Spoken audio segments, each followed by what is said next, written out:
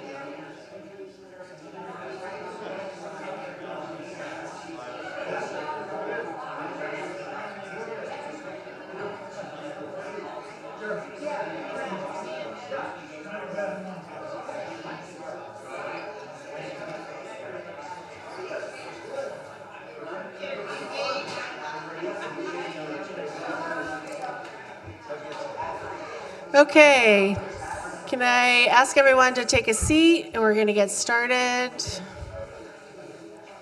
There'll be time to chat later. Thank you, everyone. Thank you so much for all coming to our building permit allocation system community workshop, also known as BPAS. So we will talk a little bit about what that means and what the goal of tonight is in a minute. Before we get there, though, I'd like to just do some introductions of the staff that are around the room that might be helping tonight with tonight's workshop. For those of you who don't know me, my name is Jennifer DeBobrian. I'm the planning director for the Village of Islamorada. Also in the room this evening is our village manager, Rob Cole, in the back.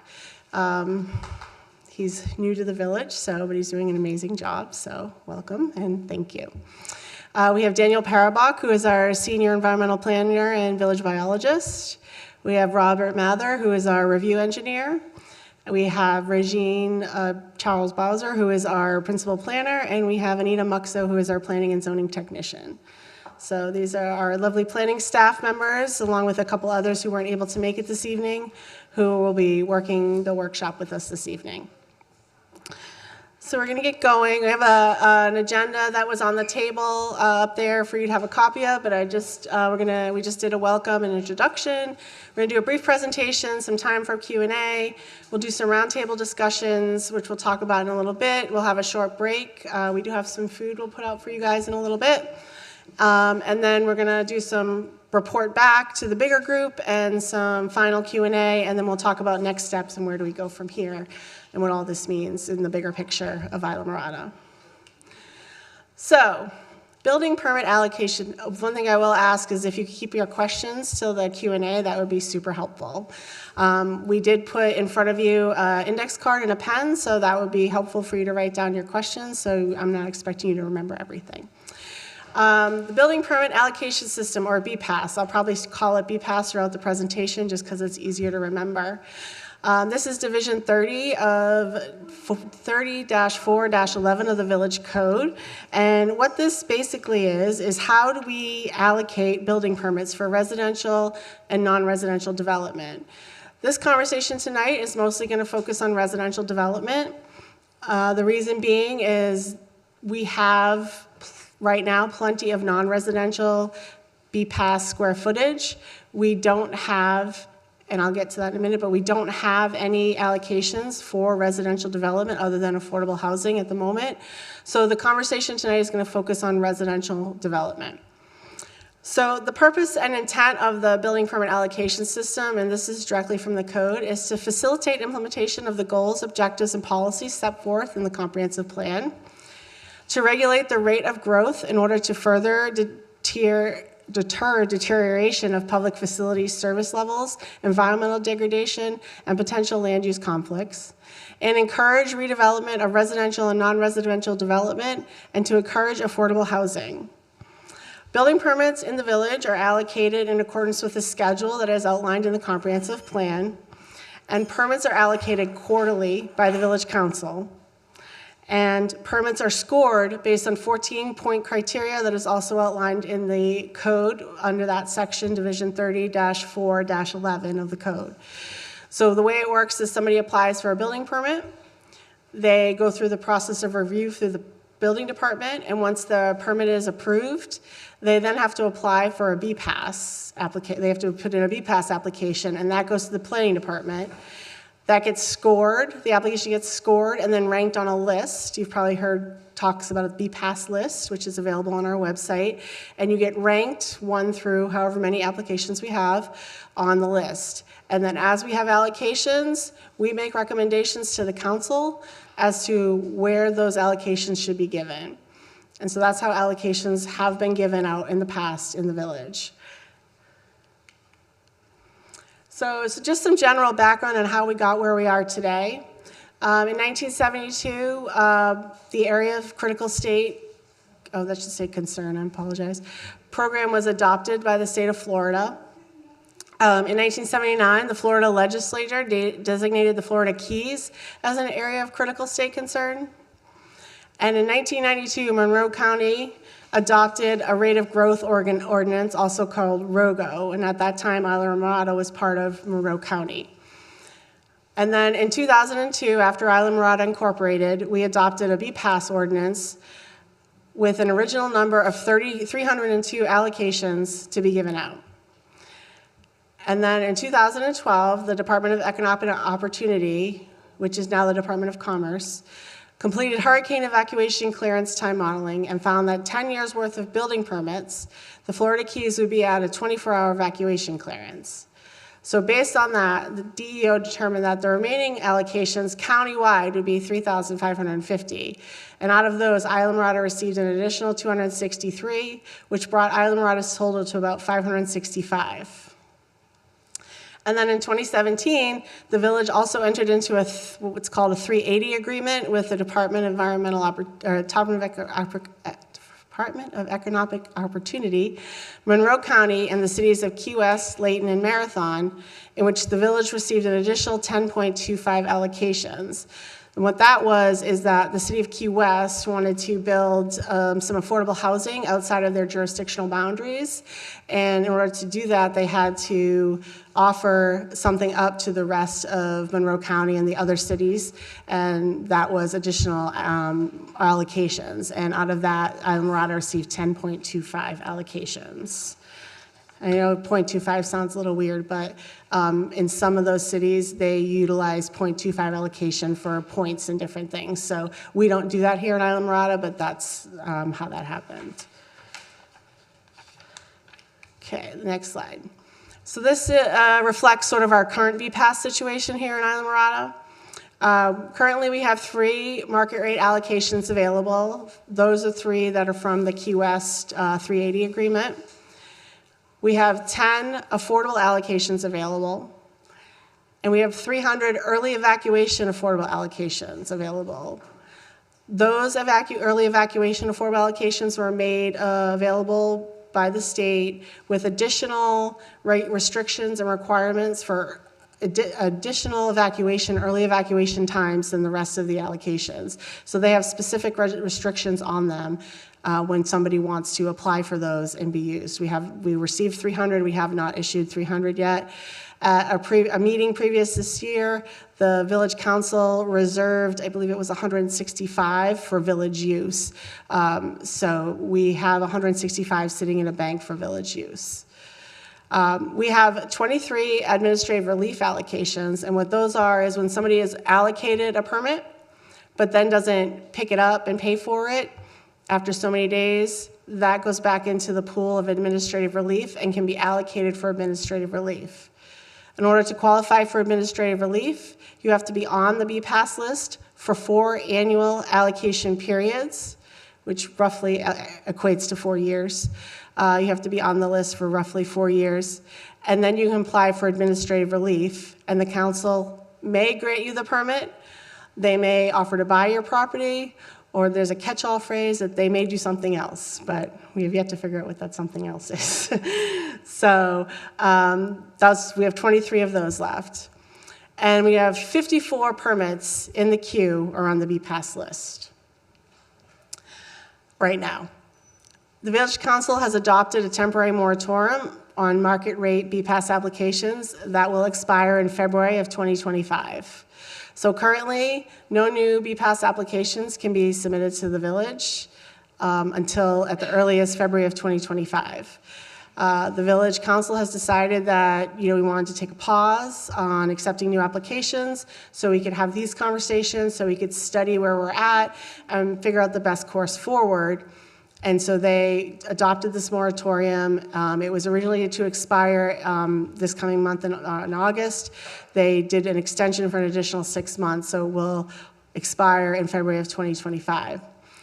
They have a second reading on their agenda for August 8th, 2024 for a temporary moratorium on administrative relief applications that they've already voted approved first reading on. That will be on for second reading next week. For similarly same reasons, to do a study on the administrative relief applications to see what the best path forward is for those applications as well. So we're looking to have these conversations. We're having ongoing conversations about BPAS, administrative relief, affordable housing. We've also gone out to RFP for an update to our comprehensive plan in the village. We're bringing the proposals and a recommendation for a consultant to the council next week as well. And we're hoping to kick that project off in the next few weeks. And that will also help this conversation move forward as well. So we have a lot going on in the planning world in Islamorada, and these moratoriums are certainly giving us some breathing room to help that process. So that's the current BPAS situation here in Islamorada. All right, so in 2023, the Department of Commerce, which again was formerly the DEO, and the Division of Emergency Management ran an updated hurricane evaluation model based on the 2020 census and other relevant data that they used.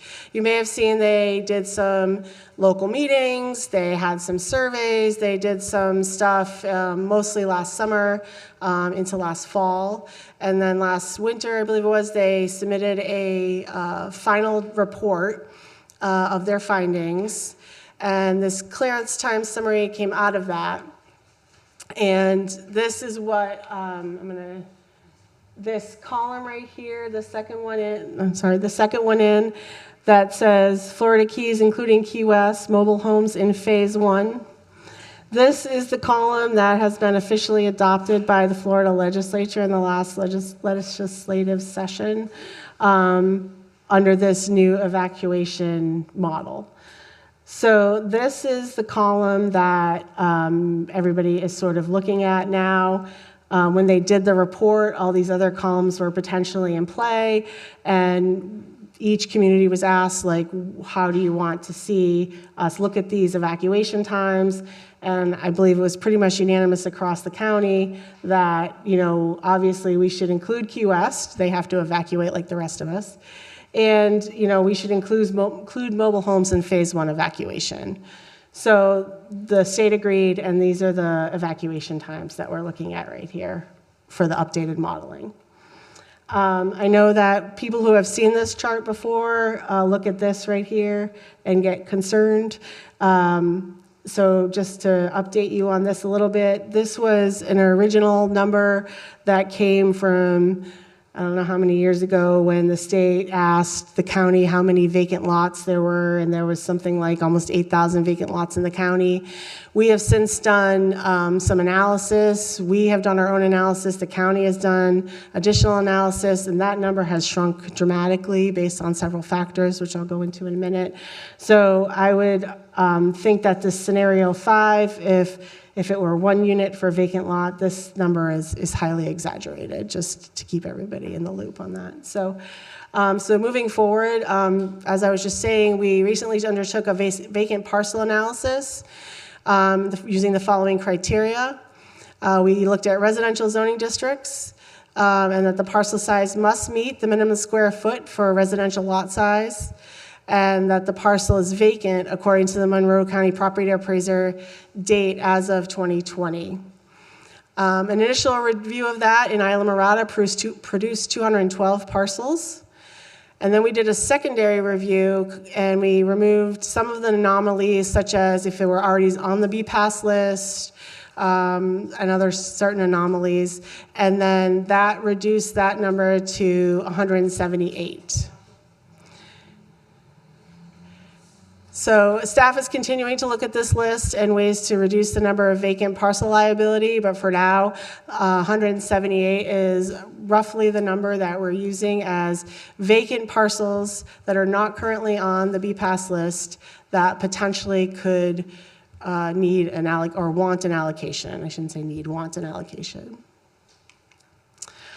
All right, so ROGO BPAS. As you may remember in a previous slide, the Monroe County uses the phrase rate of growth ordinance. We use BPAS, so that's why it's ROGO BPAS questions. The entire conversation is being led by Monroe County. They've been doing surveys. You've probably seen some of those come through your email or your social media feeds. They're also doing, in-person workshops like these and conversations at the Board of County Commissioner meetings. Those are being led by Kimberly Matthews and the planning department over at Monroe County. In order to inform their conversation, Islamorada has decided to do this, to have local conversations, to do our own local surveys, to get the feel for what we as a village would like to let the county know what we would be looking for, if anything. You know, sometimes our voice might get lost in the bigger county conversation, so this is important for us to have our voice heard. We already sent out one survey middle of July, and it was more of a demographic survey to get the feel for who's out there, who's listening to our surveys, and how they want the information received. We're getting ready to send a second survey out with some more in-depth questions on Thursday. So look for that on the social media feeds. And then this is our first workshop that, you know, is to give you sort of some basic information and to start the conversation. And then we're going to have a second one, so I believe it's sometime in August, to dial down on some of the information that we hear from this survey and from this meeting. The Board of County Commissioners will like to make a decision at their meeting in December. And we would like to provide input to them at that meeting. And so we would need to have a report to the Village Council for its October meeting in order to do that. So this is sort of a quickened, shortened timeline, and that's why everything is like coming at you super fast, meetings, surveys, but we're trying to get all this information to the council so that they can make a decision on how to proceed, giving the county the information that they need. And just some of the questions to think about when you start talking in your smaller groups and generally over the course of the next couple weeks. The questions that we would like to look to answer is, do we want more allocations? Yes or no? If yes, how many? And what kind? Market rate, affordable, both. So those are just some of the general questions that we're going to be thinking about. We want you to be thinking about. And that's sort of where we're at. So next steps for tonight will be some general questions on the presentation or just feedback in general. We're going to have a breakout session. I know some people don't like to speak in larger groups with a microphone. It can be intimidating, so that's why you're sitting at a small table. I just asked one person to be the recorder for the group. There's a legal pad in front of you if someone could take notes for the group, and then we're going to report back later. You know, it's an open, flowing conversation. I want everybody to have an opportunity to say what they feel or I don't want anybody to feel like they don't have an opportunity. So, you know, if you're not feeling like you're heard at your table, there's some empty seats. Feel free to get up and move around and choose a different table as well. So we're going to start with, can one of the staff grab the wireless mic so that we can see if you have a question about the presentation or a general comment and you want to raise your hand, we'll call on you. I would just ask that you try to keep it to like 3, 4, or 5 minutes so that we let everybody have a turn to speak. Yes, when Daniel gets it working, we're going to let Alina go first. Thank you, Jennifer. Alina Davis. I haven't heard anything discussed about our infrastructure. You know, when we talk about BPAS and more market rate allocations or affordables, we need to carry the water, we need to carry the sewer. Can the roads carry us? Are any of those issues being outlined? Is there any concern about those issues? Absolutely, yes. Those are being considered in the bigger picture and will probably be part of the conversation at the second workshop. This one, I wanted to get more of like the general what is BPAS conversation out there, because there are people that come to all the council meetings and know what BPAS is and are in the know, but there are also people that don't. This meeting is being streamed live. It's going to be recorded, so there'll be opportunity for people to understand these questions. So I wanted this meeting to focus on that. The survey that's coming out on Thursday will have some of those questions in there for people to express, you know, what are you most concerned about as far as infrastructure? Where do you think we need to focus our concerns on? So look for that in the survey, and then the second workshop will have much more in-depth conversations about that.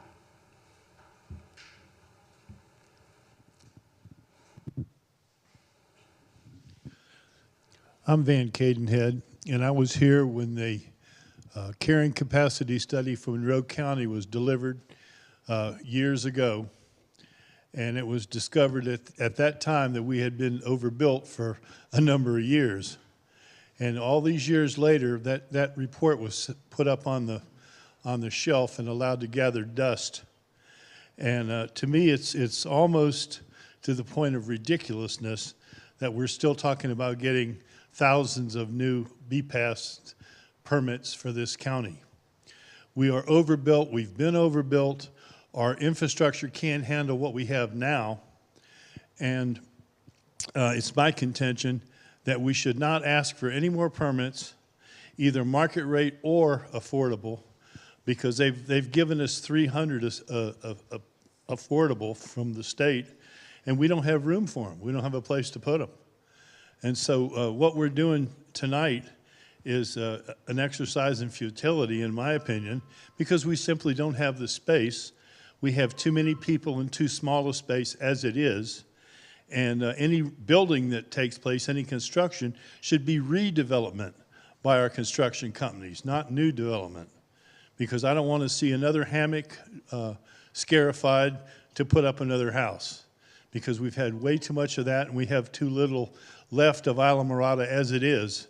So I would, I'm the voice of no more progress. We've had too much progress thanks to the TDC, and our property values have gone from, in ad valorem terms, from 1.1 billion at incorporation to 6.5 billion now.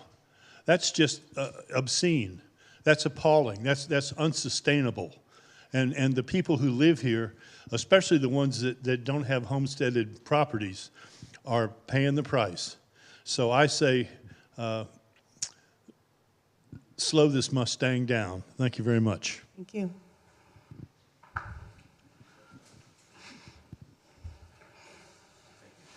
Stay here because it's your question.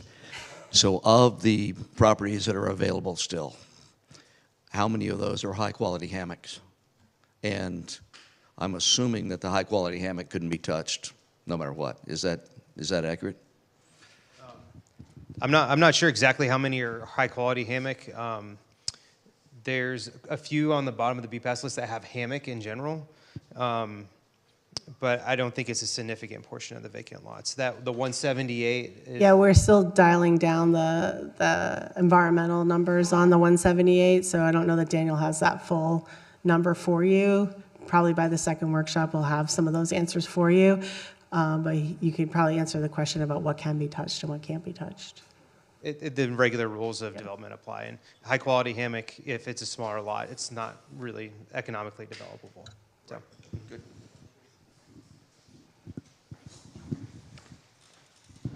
Thank you for this opportunity. Ty Harris, 110 Plantation Shores Drive.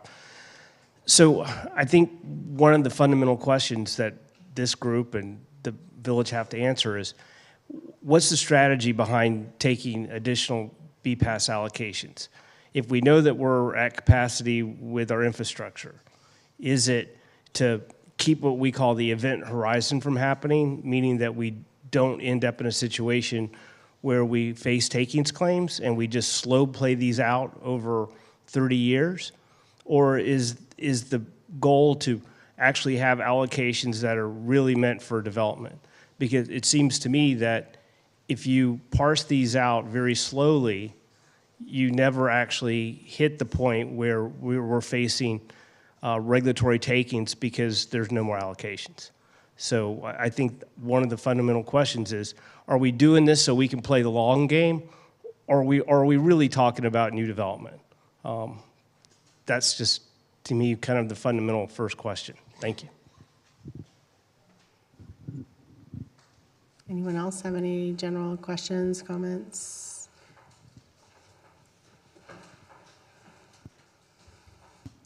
Can you explain to me the early outs and how is it enforced? And is that counted in the hurricane evacuation? Or are we just pretending like all those people are going to go out early? I mean, because I don't think they're going to. So, yes, so those are required to leave 72 hours prior to So there's required to be an on-site property manager, and each there's supposed to be a deed restriction in each one of the units or property that requires that they leave 72 hours prior and that they're one of these early out evacuation units. I understand the concern that, you know, a lot of things get put in deed restrictions that may or may not get enforced, but once it's in a deed restriction, if it's not getting done and we know about it, we can then kick people out of their homes or tell the property owner, you know, you're not following the requirements and remove the allocation, or there's things that you can and can't do. You know, we haven't issued any of them yet. We haven't done any of the deed restrictions. We haven't put any of that language in. I don't want to speak on behalf of legal because I'm not a lawyer, but I'm sure there are things that we can and can't do in that regard.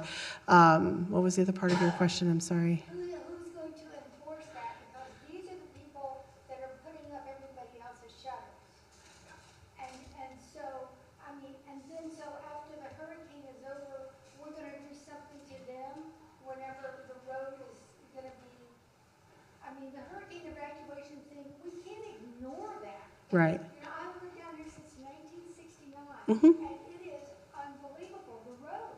Yeah. How do we even put any more cars on this road, and a house gets at least 2 cars? Well, I think that is part of the conversation. I think if you look back to this sheet, as I said before, you know, the 24 hours was the maximum evacuation period. But if you look at the chart here, baseline is 24 hours, but there really is no, other than minimal allocation down here, there really is no other 24-hour evacuation. So that's the question, right? Do we want to ask the legislature to increase the evacuation times? How do we want to do that? That's one of the questions that we need to ask ourselves. That's a matter of life and death for the people that live here. I don't disagree, yeah. The people that are building the big things, they don't even live here. Yeah, no, I agree. And I think part of your question, I remember now, is what were those counted in the hurricane modeling? DEO did consider those as part of the hurricane modeling, but because they would be evacuating prior to the storm, that's how they are not impacted. Anyone else have a general question? No? Okay. All right, so we're gonna move on to the next section, which is the breakout session. If you're at a table with just 2 people, that's fine. If you want to stay there, if you want to group up with some more people, that's fine too. Again, if you could just have one person be the recorder, write down some thoughts, some of the questions that we just talked about, some thoughts generally about allocations, hurricane evaluation, any of the things that we talked about. Staffs will be walking around. If you have questions, if you want some clarification on some stuff, feel free to reach out and ask. We'll be happy to help with that. So we're going to put some food out on the side table. So as you're doing this, if you want to get up and grab a sandwich and some fruit, we'll be putting that stuff out for you too. So yeah, we got to get the mic because we're streaming live. So we have one more question in the front here.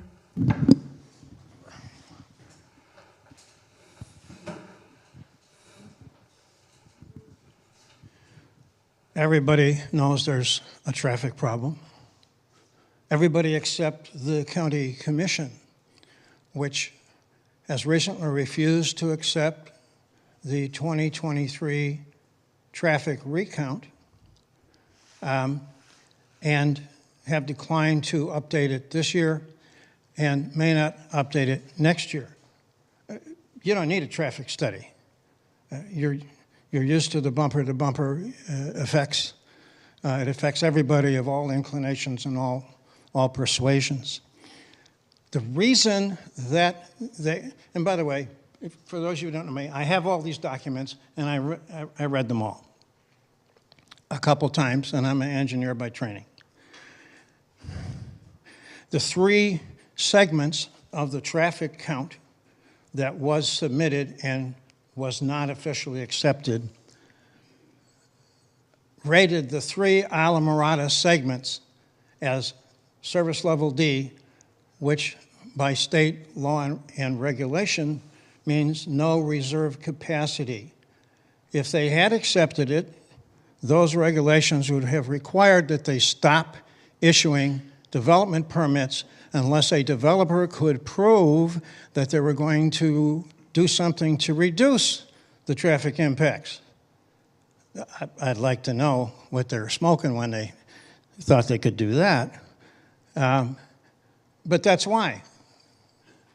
Because it would have required him to face the reality that we in the Upper Keys suffer the most. You should also know that the presentation that Kimberly Matthews is doing, which I have observed personally, is to be the most charitable, seriously misleading. Example, she openly declares that the threat of takings lawsuit losses will exceed $1 billion. Okay? At the recent county commission meeting, when citizens raised this, the county attorney admitted that that was a bogus figure that represents not the couple thousand remaining buildable lots, but all 8,000 plus of the platted lots that are on the record, and that it was done to leverage the state into giving us more money to buy sensitive lands and so forth, and it should not be used in public presentations. It scares the crap out of everybody who hears that. She also said, although there have only been 5 takings cases losses so far, and she stated that those guys all got $200 million, and that justifies the $1 billion calculation. Well, the fact is that's what they asked for. That's not what they got. They got couch change compared to those original asks. There's simply no record of those takings cases for lots of legal reasons. My lawyers, if they have in the past, are updating the legal presentation that will cite cases and so forth. They said that's just not how land use law works. The dreaded Harris, there's only been a couple of Harris losses, not thousands. If people bought property after critical concern was declared, they were of public notice that we're not going to have enough permits for everybody and we're going to run out someday. So hardly innocent bystanders. There are cases to be made for various considerations.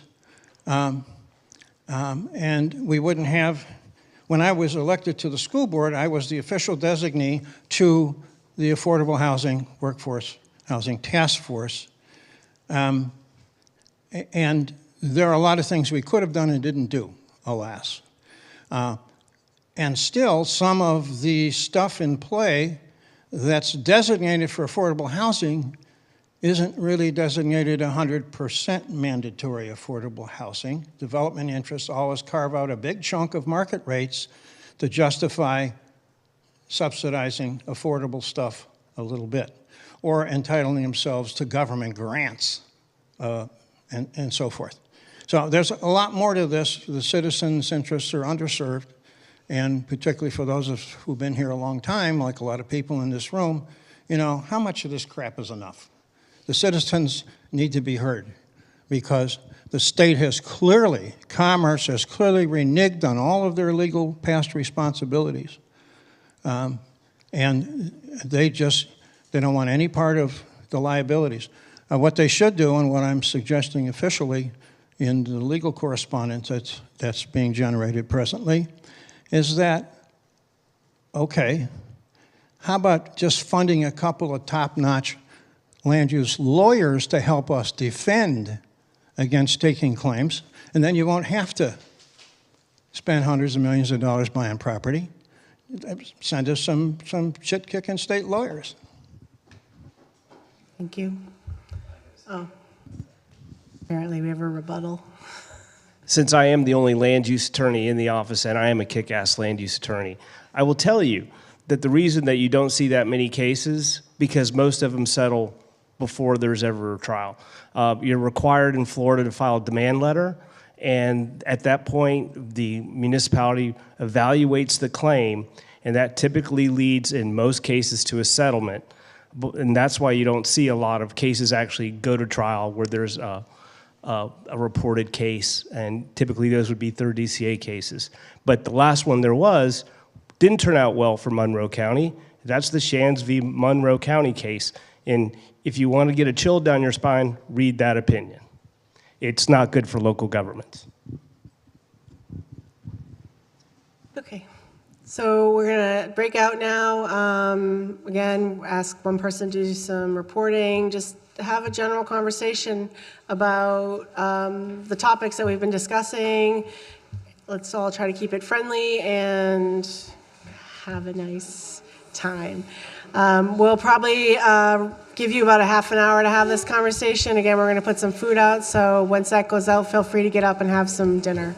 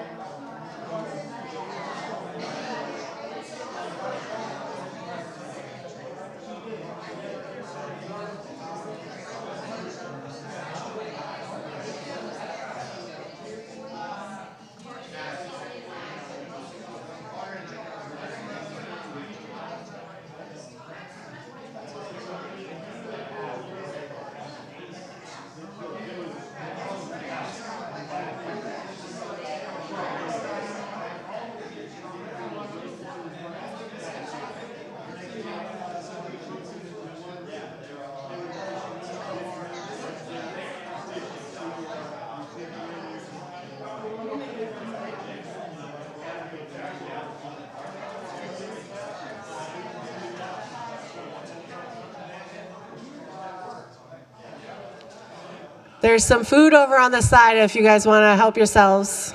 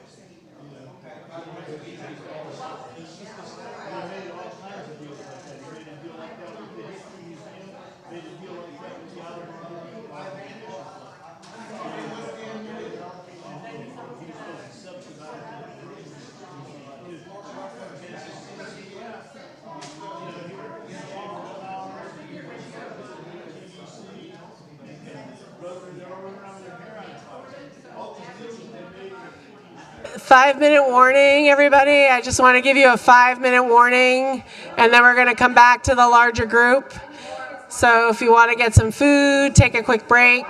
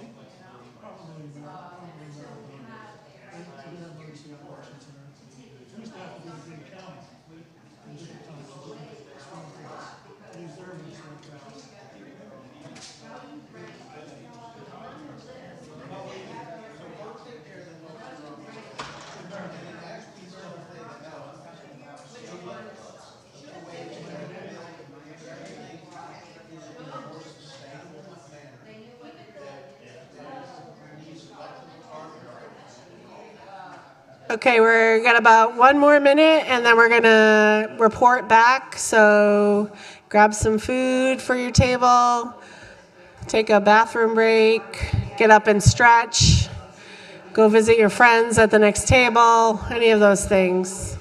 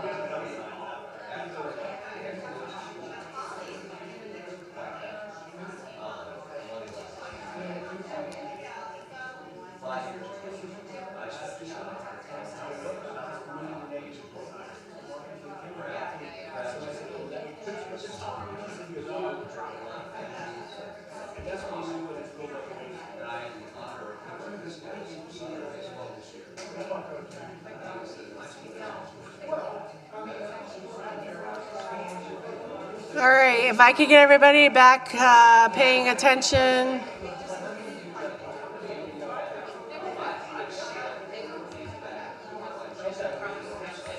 Okay. Okay, everyone. So hopefully, hello? Get his attention. So hopefully that was a productive conversation at everyone's table. Hopefully you learned a lot from each other and you had some great ideas. So what I'm going to ask now is that one person from the table just maybe give a couple brief sentences or thoughts from your table about where you think that this conversation could go for the village. We're going to collect the notes from your table, so don't get rid of them. Please don't take them home. That's very important data for us to review throughout this process. So please don't get rid of those for the end of the night. So we're going to start with this big group right here that I think was like 3 tables combined. I don't know, is it Mr. Horton or Mr. Harris or who's going to do the reporting? Oh, we need the mic whenever someone has a minute.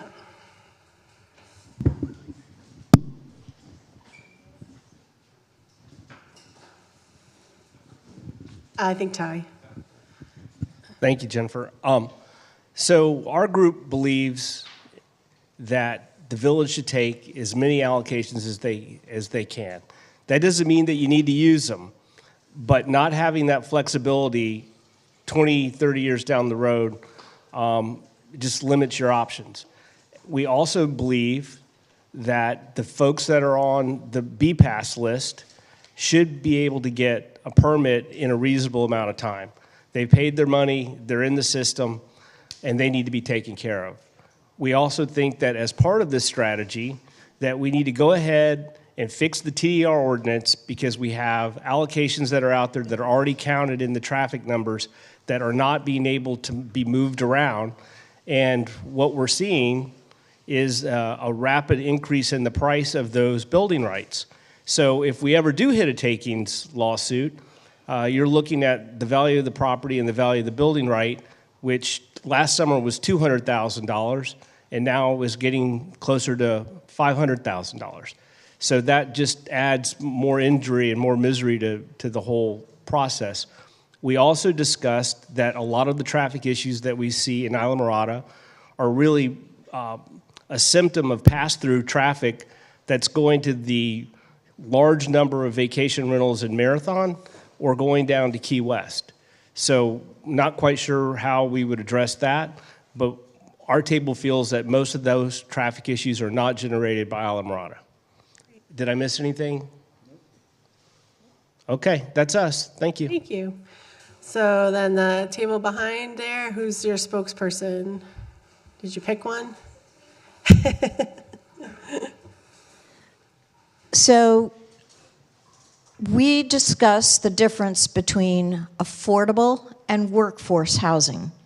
Because really, what is the difference?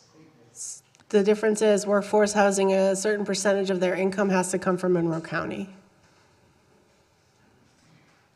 So affordable housing, they can live in Monroe County, but they can work anywhere they want. Correct.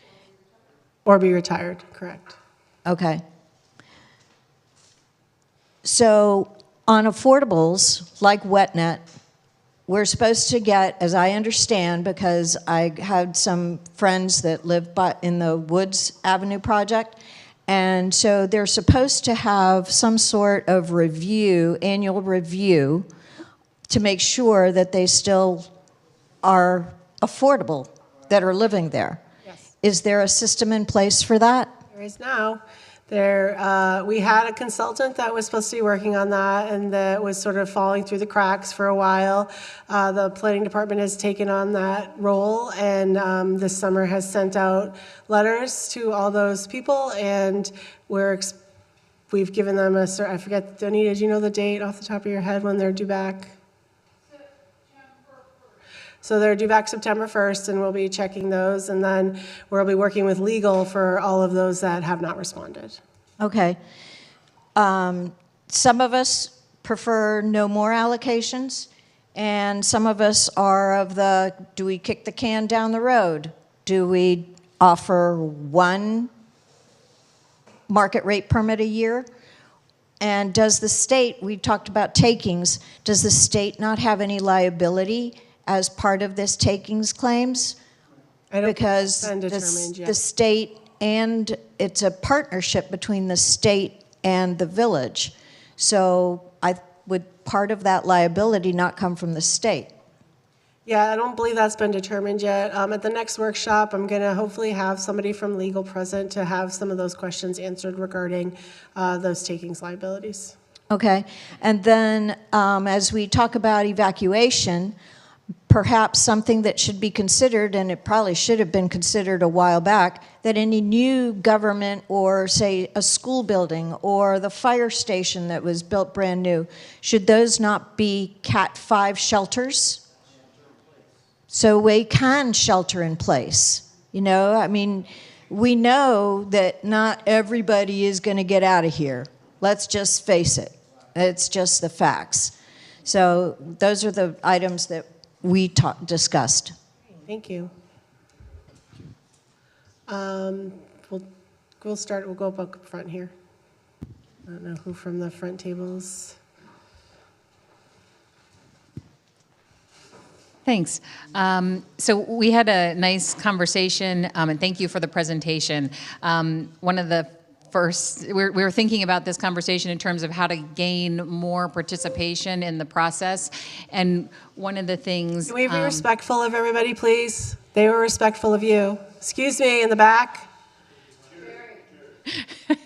So one of the things we were hoping for was to get more people involved in this conversation, is to have an even simpler explanation of this topic and what BPAS is. And because I know that the people in this room live and breathe this stuff, but I think a lot of people don't. But it's absolutely important for their own livelihood. So we were hoping for probably it's hard for you since you're an expert, but super simple explanation of the subject, and then a really simple graphic about the numbers that we have, how many permits, how many are we currently working on, and as you did, you provided how many, what are we dealing with, how many lots are open. So then we got into a good conversation about how to answer this question of what do we want. And we were saying, how do you answer that question unless you unless we are all talking about the same consequences? Like, and the impacts. So to get sort of a universal answer, we were hoping to have information about a realistic hurricane evacuation. The consequences of build out would be infrastructure and what that means. What would the environmental impact be if we built everything out? What would a realistic cost of takings be? A conversation about property rights. I think a lot of us, I mean, myself included, don't really understand what that means. And then also an analysis of the traffic situation.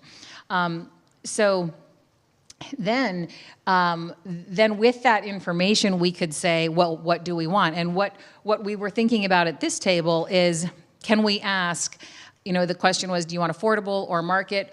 And we said maybe there's something else we could ask for, which is what we're calling like workforce apartments, so that and I think Judy used the terms, we increase density and height by changing code and, I don't know, getting creative and having the village help support this, so that all of a sudden we can bring affordable living space to our community to support this amazing place. Did I miss anything?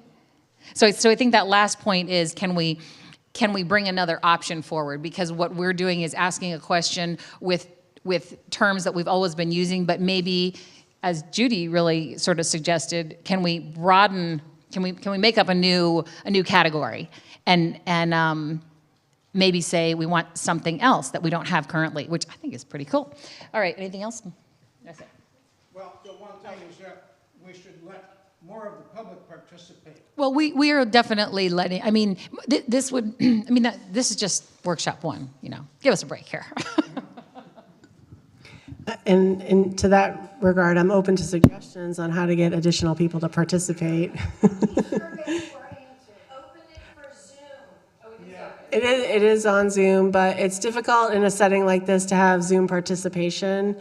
When you have small group work, it's very difficult to have Zoom participation. But it is viewable by Zoom this evening. No, they said it was only on the website. Oh, I apologize. It's streamed on the website, YouTube, and yes, it is on YouTube, Frank, isn't it? That's not what the announcement said. It's on YouTube and on cable television, and there's a banner on the website directing people about how to find the live stream. Thank you. So visit the website and follow the banner. Okay. With the options. Thank you. I apologize. Thank you. But the announcement didn't say that. We'll take a look at the announcement. It may have changed because one of the things was the internet was supposed to stream through our website, but when we went in today to try and do it, the website for Civic Plus was down and they couldn't do it. So instead, they should have the banner that's there, the YouTube streaming, and the cable television streaming. Thank you. I was unaware of those technical difficulties. Go ahead. Okay, so at our table, we got into a discussion about market rate and affordable, and doing what could be called the fair and the right thing for the people who are on the list. They've been on the list for a long time.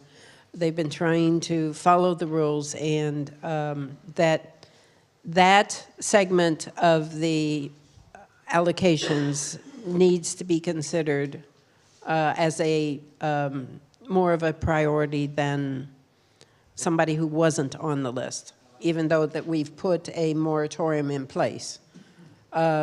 They didn't, the other segment of the population didn't take the initiative to go ahead and try to do something. We also got into discussion of how we ended up with so many on the list, and not enough, but that's just the way it happened. We also talked about that we do, it's kind of on your category of discussion. We would like to see some more affordable, but to restrict it more to essential workers in some fashion, because the 300 units out, those are, it's not very easy for them to be the police and the fire, because we need them here later than the 300 out will allow. So there needs to be another group that can stay longer, but it needs to be affordable. And the definition for affordable on the stuff that we have today isn't truly affordable to most of the working. So we need to, and the density idea is a way to do that, as long as everybody understands that, okay, you have to compact things in order to make that happen. And we had a discussion, a short discussion also on property rights, and that there, you know, if you take the 100 and, what'd you say, 178 or something like that, and subtract what's on the list, you come up with around 120. That was already subtracted what was on the list. Oh, okay, our mistake on that. But either way, those people need to be qualified in some way. They bought a piece of land. It depends on when they bought the piece of land and what they want to do, but they did buy a piece of land, and either something has to be bought, they need to be able to build, something needs to happen, and that's the difficult question. Just Did I miss anything out of our group? Did I get it? just to answer that little piece of it, in part of our analysis, we are doing some beneficial use determinations on those lots, because some of them do have opportunities, like some are on Tavanero, where you don't need to have a principal structure. You can do a accessory structure, a hangar on the airport. Some are owned by HOAs that have no buildability. So there are some beneficial use determinations being looked at the moment. So we are undertaking that. So this group didn't discuss it, but I would also suggest that maybe something needs to be looked at as in appropriate places, residential lots, being able to do commercial activity of some sort in appropriate places, not in neighborhoods. There are lots that's along US 1 and stuff. I think that's a conversation for a different workshop. I'll just shut up at that point. Did you're good? Okay. And then I heard a question over here, how many responses to the first survey? We had 388 responses to the first survey. So not the best responses, but it's better than 24 that are in the room tonight. So. No, that's how many people responded to the survey. We use SurveyMonkey, and they calculate all the people that respond. Some people were able to submit emails if they wanted future notifications. I don't remember how many actually submitted emails, but the total number of responses was 388. Mm-hmm. Does SurveyMonkey sort out the dupes? Yes, yeah. And we had the first question, I don't know if anybody took the survey, but the first question was, do you live in Islamorada? If you answered no, you were kicked out, so. So did you have another question, or? He denied. He declined. He was a table of one and didn't want to end. All right, so before I move on to next steps, does anybody want to add anything else that your group covered that you didn't feel get expressed, or any additional questions or comments? Yes. Well, yep, after Van. Well, Van's got the microphone, so let Van go. Yeah, we do need the mic because it is being streamed. So, at this table, we decided that affordable housing was not $2,500 a month, which is where the wet net is now, and that was supposed to be affordable housing back in the days when they made the deal for the abandonment of De Leon Avenue. And I think one of the problems that we've had is with the Habitat for Humanity, which has insisted up to now on building 3 twos, which you're talking about $2,500 a month. That's not true. Well, that's true in the wet net, but the I understand that, but the things that were built across from the OV are not 1-1s. 1-1s are what is required for our workforce and affordable single and couples that work in the tourist industry and the bar industry and the hotels and whatnot. We're not turning loose from the village. we had an opportunity at meeting before last to have 8 1-1s built by Habitat for Humanity. They finally turned around and said, we'll do this on Gardenia. And for some reason, the discussion got moved down the road to a larger project in another place. And this, we could already have 8 1-1s under construction if we had just made a decisive move at that point. And that's what, I don't understand why we didn't do that. I don't understand why we don't make it a priority that any land that we give, any public land we give to anyone, especially Habitat for Humanity, you know, they should be trying to help us, not make money on a 3-2, which, you know, a lot of that, I realize that not all of their projects are that. Some have been a mix, you know, of other things.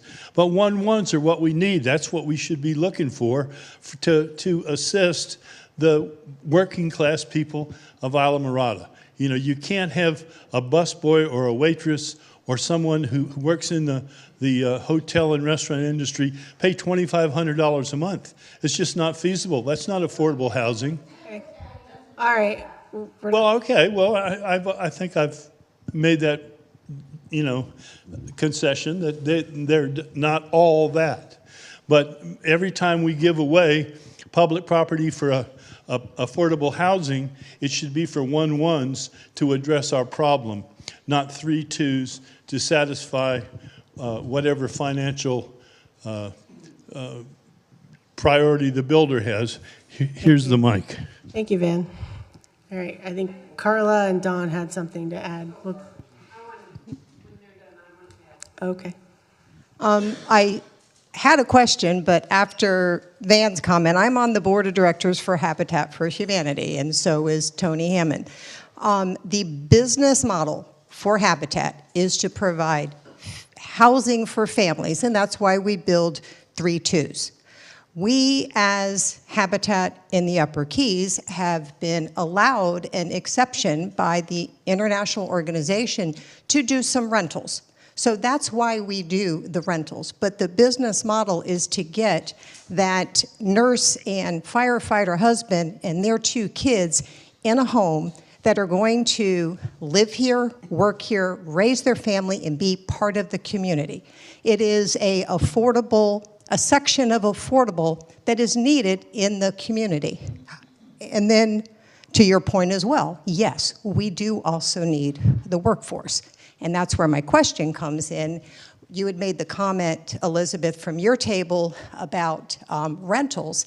And I thought the 300 that we got from the state were the early out, the 72-hour early out, but didn't they have to be built in multiples and they have to be rentals? They can't be homesteaded? Yeah, they're rentals, and they have to be in at least 2 or more. So. And then also have a property manager and make Correct. Sure that they do the early out and Correct. they monitor the income and everything else. Correct. So I think we already have those allocations, right? The 300? Yes. What we were talking about is sort of envisioning a different model where we talk about height and density in the smaller spaces. It's something we don't do right now. There's no. Okay, so we have the 300, but you're talking about the way to build those 300 is to compact them in. Okay, that was my question. I just want an explanation for that. Okay. We were talking about, you know, the possibility of having that possibly subsidized by our village. You know, this is something we don't do now, but it could, like the rest of the world does. You know, if they have apartment buildings. Okay, Don? So years we've talked about this issue that Van brought up. We've talked about building 1-1s. We've talked about making it workforce housing and not quote-unquote affordable housing. For years, I've talked to the village hierarchy about forming some type of private-public partnership, which has failed to happen at this point, and we continue to whack-a-mole and talk about what we need and what we want, but we don't take that step forward to make that happen, and that's something we need to do. We need to take a look at our permit fees. We need to take a look at our impact fees. We need to take a look at our sewer assessment fees when it comes to affordable housing units. And because the cost of construction alone is extremely difficult. But when you spend six figures in order to get yourself through the system just to be able to get a building permit, you start taking away the affordability of that affordable housing unit. And that's exactly what it costs in order to build a fourplex. You are spending six figures with sewer assessment and permit fees and all of the other requirements and the duplicative requirements that are out there in order to get your way through the system. So we need to think really inside the box of how we're going to help these affordable housing units. That's one issue. Another issue we talked about was our infrastructure. I could tell you that I personally had a meeting with the aqueduct, and although our pipe is 50 years old and it certainly doesn't have the materials and the protection that the new piping is going to have, they have right now the ability, as long as the pipe can hold up, it's a 50-year-old pipe, but as long as it can certainly handle a lot more flow and it can handle a lot more pressure. So I don't think we have a problem with that.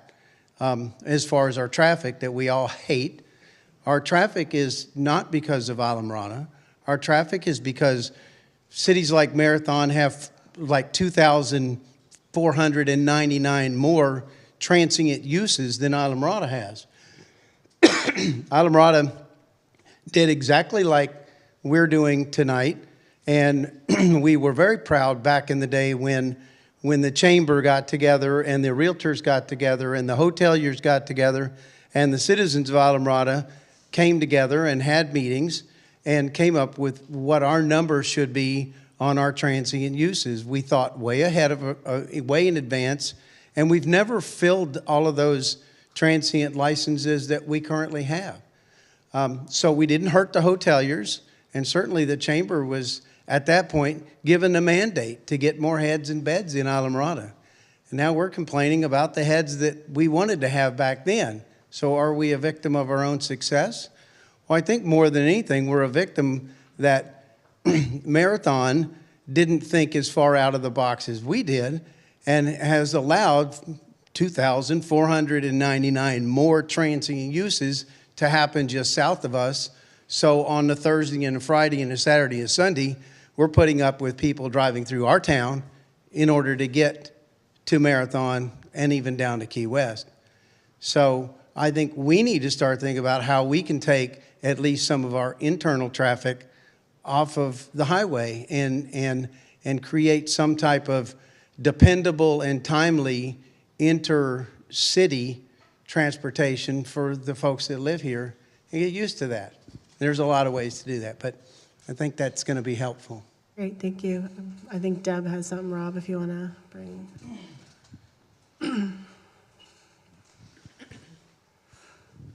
So I was going to comment on the fact that a lot of 3-2s were built, and Habitat's program for families is perfect for 3-2s. And some of the other stuff that was built was 3-2 was because the state and the federal government gave subsidies, and if you built 2 2s or 2 1s, you got one figure, and if you built 3 2s, you got more to help you build it.